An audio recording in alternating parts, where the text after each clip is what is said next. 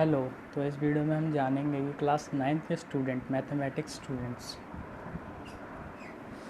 उनको first semester में कौन से चैप्टर पढ़ने होते हैं मैथमेटिक्स में, और उसके कुछ बेसिक रूल्स बताऊँगा मैं।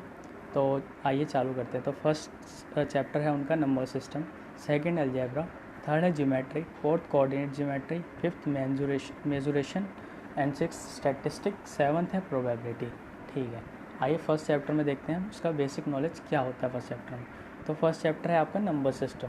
नंबर सिस्टम जैसा कि आपको देख के ही पता लग रहा होगा कि नंबर सिस्टम मतलब हम नंबर्स, इस चैप्टर में नंबर्स के बारे में जानेंगे, how many types of numbers, और उन नंबर्स को किस किस पार्ट में डिवाइड किया गया है, और हम नंबर्स के साथ क्या क्या कर सकते हैं, और उस नंबर्स को हम कैसे ग्राफ पे रिप्रेजेंट कर सकते हैं। और इसमें मेन जो दो नंबर हैं वो हैं आपके रैशनल और इरेशनल नंबर।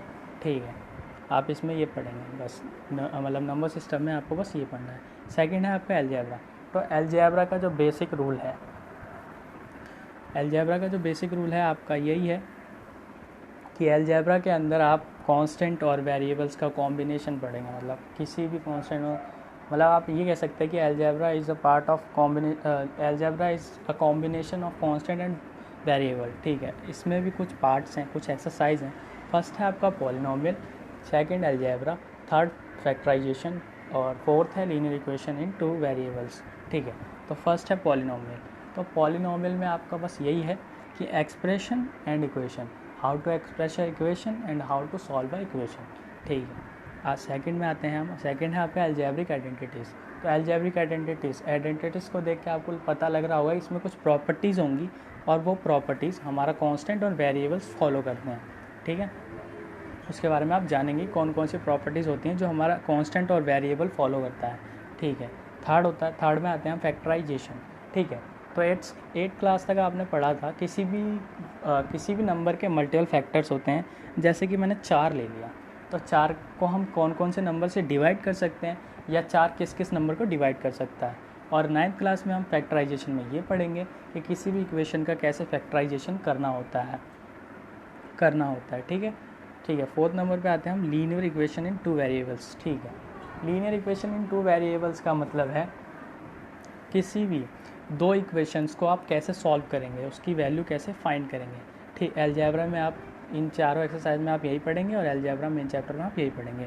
थर्ड आते हैं ज्योमेट्री। ठीक है, ज्योमेट्री के देख के हमें ये पता लगता है, हम इसमें पढ़ेंगे किसी भी शेप्स के बारे में, या उसका पैरामीटर एरिया कैसे कैलकुलेट करना है, या उसको ग्राफ पे कैसे रिप्रेजेंट करना है, या इसके अंदर हम पढ़ेंगे लाइंस एंगल्स के बारे में, ट्राइंगल्स के बारे में, क्वाड्रिलेटरल के बारे में। तो आइए जानते हैं इसके अंदर कुछ एक्सरसाइज हम के बारे में जानते हैं।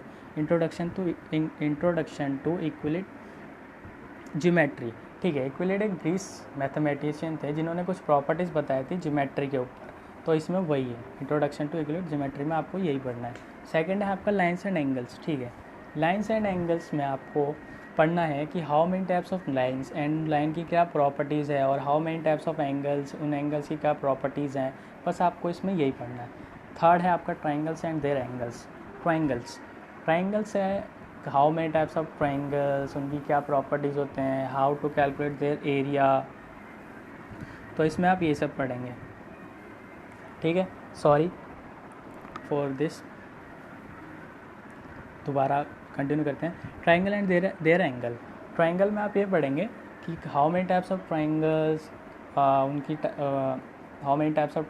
उनकी क्या प्रॉपर्टीज़ होती हैं, कितने पार्ट में उनको डिवाइड किया गया है, और on the behalf of triangles, angles को कितने पार्ट में डिवाइड किया गया है, कि ट्राइंगल के हिसाब से कितने टाइप्स ऑफ एंगल्स होते हैं। ठीक है, अब आते हैं कॉन्ग्रुएंट ट्राइंगल्स। ठीक है, कॉन्ग्रुएंट का मतलब होता है सिमिलर, मतलब दो शेप में क्या क्या सिमिलैरिटीज़ हैं।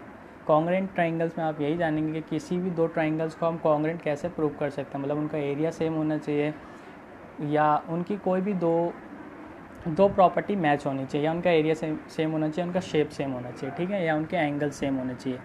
ठीक है, कॉन्ग्रुएंट ट्राइंगल में आपको किसी भी दो ट्राइंगल को कॉन्ग्रुएंट प्रूव करने के लिए कोई भी दो प्रॉपर्टीज़ मैच होनी चाहिए। ठीक है, अब हम आते हैं आपका क्वाड्रिलेटरल में आप सिर्फ पढ़ेंगे, मतलब how to calculate the area of quadrilateral, area, perimeter and इसकी कुछ प्रॉपर्टीज़ के बारे में आप पढ़ेंगे। देन आते हैं area of parallelogram and triangle, ठीक है। Area of parallelogram and triangle में आपको वैसे अगर देखा जाए तो parallelogram is also part of quadrilateral, इसमें भी आप पैरेललोग्राम की कुछ प्रॉपर्टीज़ पढ़ेंगे एंड उसके कुछ प्रॉपर्टीज़ पढ़ेंगे और ट्राइंगल के बारे में भी पढ़ेंगे, और पैरेललोग्राम का कैसे एरिया कैलकुलेट करना है या कैसे पैरामीटर को कैलकुलेट करना है, ये सब पढ़ेंगे। आते हैं सर्कल में, ठीक है। सर्कल में आप पढ़ेंगे सर्कल की कुछ प्रॉपर्टीज़, उसके जितने भी पार्ट्स होते हैं और उसके जितने भी और उसके how to calculate the area of circle, उसके सेगमेंट के बारे में, उसके कोड के बारे में, उसके डायमीटर के बारे में, उसके रेडियस के बारे में, ठीक है। सर्कल में आप सिर्फ यही पढ़ेंगे। ज्योमेट्रिकल कंस्ट्रक्शन, ठीक है। ज्योमेट्रिकल कंस्ट्रक्शन के नाम से ही पता लग रहा है कि ज्योमेट्रिकल इंस्ट्रूमेंट से आप जितने भी शेप को कंस्ट्रक्ट कर सकते हैं, लाइक कंपस और डी या स्केल, आप इनसे जो कोई भी शेप को कंस्ट्रक्ट कर सकते हैं वो जानेंगे आप इसमें। मतलब ज्योमेट्रिकल इंस्ट्रूमेंट से कोई भी शेप को कंस्ट्रक्ट करना, ठीक है। बस ज्योमेट्री में आप यही पढ़ेंगे। तो फोर्थ में आते हैं हम कोऑर्डिनेटर ज्योमेट्री। कोऑर्डिनेट ज्योमेट्री में आप पढ़ेंगे किसी भी शेप को किसी ग्राफ पे कैसे रिप्रेजेंट करते हैं, उनके पॉइंट को कैसे रिप्रेजेंट करते हैं ऑन द ग्राफ। आप कोऑर्डिनेट ज्योमेट्री में इतना ही पढ़ेंगे, किसी भी शेप को ग्राफ पे कैसे रिप्रेजेंट करते हैं। फिफ्थ आते हैं हम मेजुरेशन, ठीक है। मेजुरेशन का मतलब होता है कोई भी मैंने लाइन खींच दी या कोई भी मैंने शेप ले लिया, उसका एरिया या पैरामीटर या उस लाइन की कितनी लंबाई है, ये सब कैसे कैलकुलेट करेंगे या कैसे जानेंगे, वो इस चैप्टर में है, ठीक है। तो इसमें 2 चैप्टर हैं, इसमें 2 एक्सरसाइज हैं। वो है एक Heron's formula and its application. Heron's formula basically triangle के ऊपर ट्राइंगल के ऊपर यूज़ होता है कि how to calculate the area of triangle with the use of Heron's formula. और okay, second one is surface area and volume. किसी भी 3D सरफेस एरिया, किसी भी 3D शेप का सरफेस एरिया और वॉल्यूम कैसे कैलकुलेट करें और उसकी क्या प्रॉपर्टीज़ होनी चाहिए और क्या उसकी क्या प्रायोरिटीज़ होनी चाहिए, वो सब इसमें बताया गया है, ठीक है। अब 6 चैप्टर में आते हैं हम, वो है स्टैटिस्टिक में। स्टैटिस्टिक्स में आपको मेनली पढ़ना है कि किसी भी डिजिट या किसी भी न्यूमेरिकल फॉर्म को कैसे टैबुलर फॉर्म में रिप्रेजेंट करना है, या उस टैबुलर फॉर्म को कैसे उस टैबुलर फॉर्म को कैसे ग्राफ पर रिप्रेजेंट करना है। और इसमें आप पढ़ेंगे mean, mode and median. Okay, mean होता है आपका किसी भी नंबर्स का या किसी भी टैबुलर फॉर्म का एवरेज।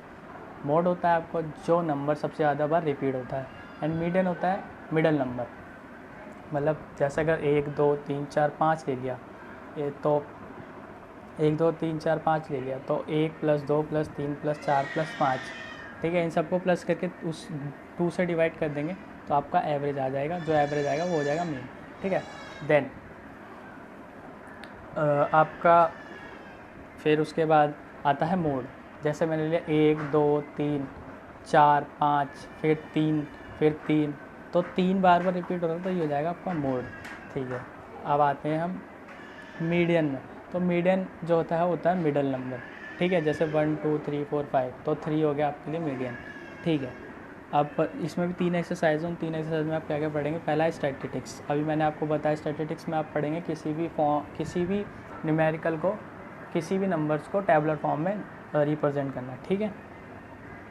नाउ दूसरा है आपका ग्राफिकल रिप्रेजेंटेशन। टैबुलर फॉर्म को आप कैसे ग्राफ पे रिप्रेजेंट करेंगे, ये आप जानेंगे इसमें। थर्ड है आपका मेजर ऑफ सेंट्रल टेंडेंसी, ठीक है। सेंट्रल टेंडेंसी, तो मेजर ऑफ सेंट्रल टेंडेंसी है आपका। तो मेजर ऑफ सेंट्रल टेंडेंसी में आप पढ़ेंगे मीन, मोड एंड मीडियन। मैं आपको पहले बता चुका हूँ, मीन मतलब एवरेज होता है, मोड मतलब आपका होता है जो सबसे ज़्यादा बार रिपीट नंबर होता है, एंड थर्ड वन होता है आपका मीडियन। मीडियन मतलब होता है जो मिडल नंबर होता है। 7th है आपका प्रोबेबिलिटी। 7th चैप्टर है आपका प्रोबेबिलिटी, जो आप सेमेस्टर फर्स्ट में पढ़ेंगे। तो 7th चैप्टर में आपको प्रोबेबिलिटी के बारे में ज़्यादा कुछ नहीं है। प्रोबेबिलिटी एक ऐसा इवेंट होता है जो आपको नहीं पता कि क्या होने वाला है। तो अगर छोटे शब्दों में कहा जाए, प्रोबेबिलिटी मतलब होता है तुक्का। अब इसके बारे में आगे बात करेंगे जब मैं आपको इस चैप्टर के बारे में बताऊँगा। Thank you.